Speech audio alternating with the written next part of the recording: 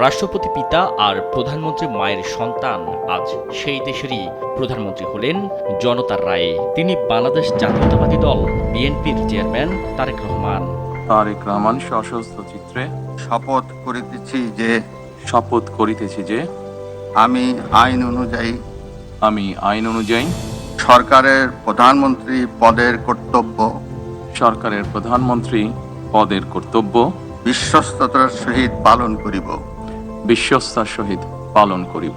অভ্যুত্থান পরবর্তী ত্রয়োদশ সংসদ নির্বাচনে দেশের 2/3 আসনে তার দল বিজয় লাভ করলে এই গৌরব অর্জন করেন। তিনি উত্তরাধিকারে নন, দীর্ঘ নির্বাসন, নির্যাতন আর রাজনৈতিক ত্যাগের পর গণমানুষের ম্যান্ডেটে হন প্রধানমন্ত্রী। তারেক রহমান এখন একটি দলের নেতা নন, কোটি কোটি তরুণের স্বপ্নের সারথি। এই যাত্রা শুরু হয়েছিল শহীদ রাষ্ট্রপতি জিয়াউর রহমানের হাত ধরে। তিনি ছিলেন স্বনির্ভর বাংলাদেশের স্বপ্নদ্রষ্টা। যুদ্ধের ধ্বংসস্তূপ থেকে বাংলাদেশকে একটি আধুনিক রাষ্ট্রে রূপান্তর করেছিলেন শহীদ রাষ্ট্রপতি জিয়াউর রহমান। 1975 পরবর্তী সংকটে তিনি জাতিকে দিয়েছিলেন আত্মপরিচয়। তার প্রবর্তিত 19 দফা কর্মসূচি ছিল অর্থনীতির মুক্তির সনদ।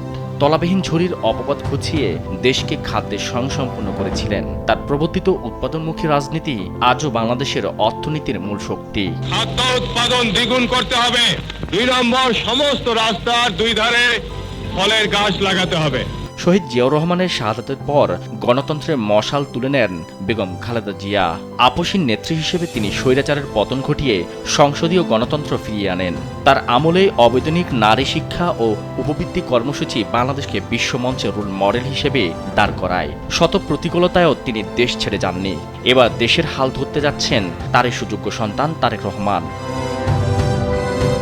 1967 সালের 20 নভেম্বর জন্ম নেয়া তারেক রহমানের রাজনৈতিক হাতেখড়ি হয়েছিল অত্যন্ত নীরবে। 1988 সালে বগুড়া জেলা বিএনপির প্রাথমিক সদস্য হওয়ার মাধ্যমে তিনি নিজের রাজনৈতিক জীবন শুরু করেন। বাবার মতো তিনিও বিশ্বাস করতেন রাজনীতি মানে ড্রয়িং রুমে বসে থাকা নয়, বরং মানুষের কাছে যাওয়া। 1991 ও 1996 সালের জাতীয় নির্বাচনে তিনি মায়ের পাশে থেকে নির্বাচনী প্রচারণার কলা কৌশল রপ্ত করেন। সরকারকে তো সহযোগিতা করতে হবে আপনার।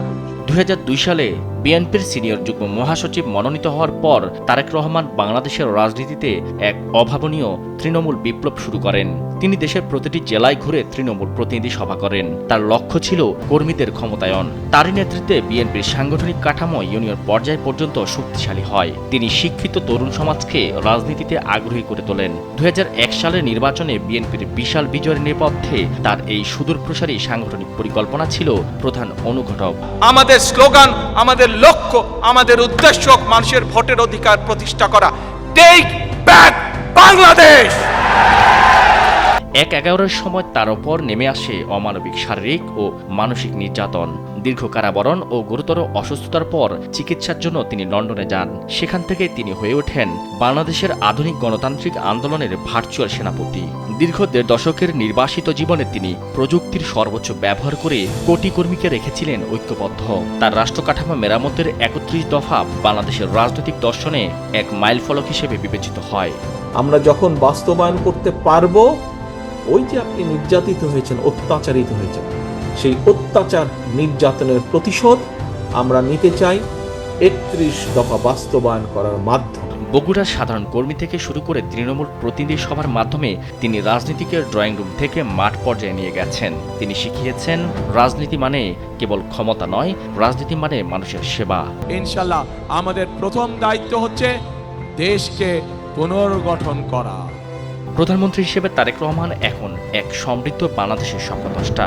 বাঙালি জাতির প্রত্যাশা, জিয়াউর রহমানের দেশপ্রেম, খালেদা জিয়ার সাহস আর তারেক রহমানের আধুনিক দৃষ্টিভঙ্গি, এই তিনে মিলে আজ বাংলাদেশের এক নতুন যাত্রা। ঐতিহ্যের হাত ধরে আগামীর এই পথে বাংলাদেশ হবে সমৃদ্ধ, গণতান্ত্রিক ও স্বনির্ভর।